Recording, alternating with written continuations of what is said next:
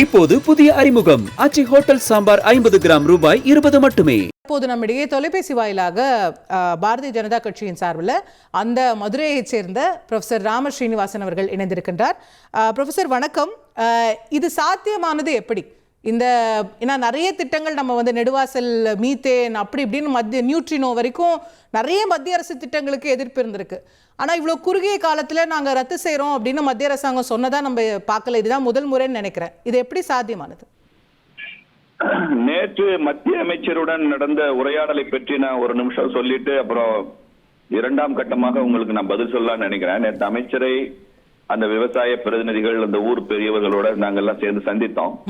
அப்ப அமைச்சர் என்ன சொன்னாருன்னா, இந்த மாதிரி பொது மினரல், ஜெனரல் மினரல்ஸ் இருக்கு, ரேர் மினரல்ஸ் இருக்கு, கிரிட்டிக்கல் மினரல்ஸ் இருக்கு. இதுல மத்திய அரசு, மாநில அரசு சம்பந்தப்பட்ட மினரல்ஸ் இருக்கு. இதுல இப்போ இந்த டங்ஸ்டன் என்பது ரொம்ப அரிய வகை தாது பொருள், அதாவது ரேர் மினரல் வகையை சார்ந்தது. அது நம்ம நாட்டுக்கு தேவை.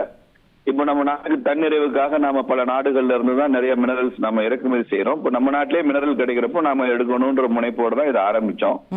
ஆனால் இது இந்த ப்ராசஸ் ஜியாலஜிக்கல் சர்வே ரொம்ப வருஷமா நடந்துகிட்டு இருக்கு. இந்தியா பூரா நடந்து கொண்டிருக்கிறது. மேலூர் பகுதியிலையும் இது நடந்து கொண்டிருந்தது. பல வருஷத்துக்கு முன்னாலேயே இங்க டங்ஸ்டன் இருப்பதாகவும் இதை ஏலத்துக்கு விட்டு இங்க ஒரு சுரங்கம் அமைக்கணும்னு நிறைய முடிவு பண்ணியிருந்தோம். இப்ப சமீப காலமாக தமிழக அரசுடன் நடந்த கடித போக்குவரத்துல இதை ஏலம் விடுவதாகவும் அங்கே டங்ஸ்டன் சொன்ன போது தமிழ்நாட்டு அரசாங்கத்திடமிருந்து எந்த விதமான ஆட்சேபனையும் எங்களுக்கு வரவில்லை.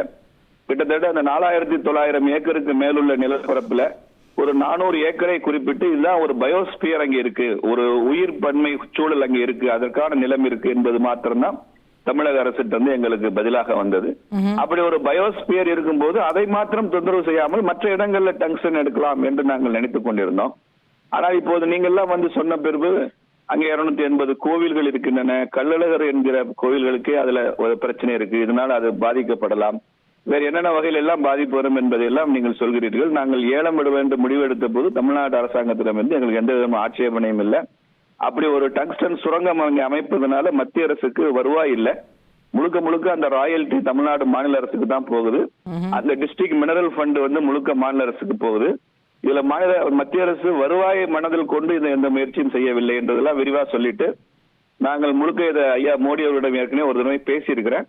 இன்னைக்கும் உங்களை சந்தித்த விவரங்களை நான் அவரிடம் இன்று மாலையே நான் பேச போகிறேன். இந்த அரசு விவசாயிகளுக்கு ஆதரவான அரசு. மக்களுக்கு எதிர்ப்பு இருக்கும் பட்சத்தில், ஆட்சேபம் இருக்கும் பட்சத்தில் நாங்கள் அதை தொடர மாட்டோம். நாளைக்கே உங்களுக்கு நல்ல செய்தி வரும், அந்த ஏலம் ரத்து செய்யப்படும் என்று நேற்றே அவர் உறுதியளித்திருந்தார். அதன் அடிப்படையில் இன்னைக்கு அந்த ஏலம் ரத்து செய்யப்படுவதாக இன்னைக்கு அதிகாரப்பூர்வமான அறிவிப்பு வந்திருக்கிறது. இதுதான் அந்த பின்னணி. ஏற்கனவே ஊடகங்களை சொன்னதை தான் நான் திரும்பவும் இப்போ நினைவுபடுத்த விரும்புகிறேன். ஓகே, இல்ல அதான். பட் ஏன் இந்த கேள்வி எழும்புச்சுன்னா, நம்ம இந்த மாதிரி நிறைய மத்திய அரசு திட்டங்களுக்கு எதிர்ப்பு வந்திருக்கு. பட் இப்போ இத மாதிரி மத்திய அரசு உடனடியாக அதை வாபஸ் பெற்றது, இல்ல ஒரு குறுகிய காலத்துல வாபஸ் பெற்றதுங்கிறத நம்ம பார்த்தது இல்ல. சோ இதுக்கு குறிப்பா இவ்வளவு சீக்கிரம் இது நடக்கிறதுக்கு என்ன காரணம்னு நினைக்கிறீங்க?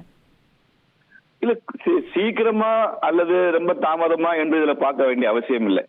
இதுல நிறைய விஷயங்கள் உதாரணமா 15 வகையான சான்றிதழ்கள் பெற்ற பிறகுதான் அதை ஏலம் எடுத்த நிறுவனம் அங்கே சுரங்கம் அமைக்க முடியும் என்று மத்திய அரசே குறிப்பிட்டு ஒரு 15 வகையான சான்றிதழ் குறிப்பிட்டிருக்கு. அதுல ரொம்ப முக்கியமான ஒரு விஷயம் என்னன்னா, கிராம சபை பஞ்சாயத்துகளுடைய ஒப்புதல் வேண்டும் என்று அதுல குறிப்பிடப்பட்டிருக்கு. இப்ப இவ்வளவு மக்கள் இதற்கு எதிராக ஆட்சேபித்து போராடும் போது எந்த பஞ்சாயத்து அந்த சுரங்கத்துக்கு ஆதரவாக தீர்மானம் போட்டு பஞ்சாயத்து ராஜ்ல தீர்மானம் போட்டு கொடுக்க முடியும்? மின்சாரத்தை வழங்க வேண்டியது மாநில அரசாங்கம் தான். இந்த மாநில அரசாங்கமே அதை வேண்டாம்னு சொன்னதுக்கு அப்புறம் எப்படி மின்சாரம் அங்க கொடுக்க முடியும்? அதனால ஊர் மக்கள் எதிர்க்கிறார்கள், மாநில அரசு எக்காலத்திலும் அனுமதிக்க மாட்டோம்னு சொல்லிடுச்சு. அப்போ எப்படியும் இதை நடத்த முடியாதுன்ற ஒரு வேற வழி இல்லாத ஒரு பின்வாங்கல் அப்படின்ற மாதிரி. வேற வழி இல்ல, பின்வாங்கல் இல்ல, தேவையில்லைன்னு நினைக்கிறோம். மக்களுக்கு இவ்வளவு ஆட்சேபம் இருக்கும்போது தேவையில்லைன்னு நினைக்கிறோம், அவ்வளவுதான். அதனால அதை நாங்களே முன்னின்று செய்து கொடுத்திருக்கிறோம். தமிழக பாரதிய ஜனதா கட்சி, குறிப்பாக அண்ணாமலை அவர்கள் தலைமையில ஒரு டெலிகேஷன் நாங்களே டெல்லி வரை சென்று, எங்க கூட சுதாகர் ரெட்டி அவர்கள் இருந்தாரு, அமைச்சர் எல் முருகன் அவர்கள் இருந்தார், நானும் கூட போயிருந்தேன், 2 மாவட்ட தலைவர்கள் வந்திருந்தாங்க. நாங்க எல்லாரும் சேர்ந்து அமைச்சருடன் கலந்து பேசி அமைச்சர் அறிவித்த முடிவு. அமைச்சரும் பிரதமருடன் கலந்து பேசி அறிவித்த முடிவு.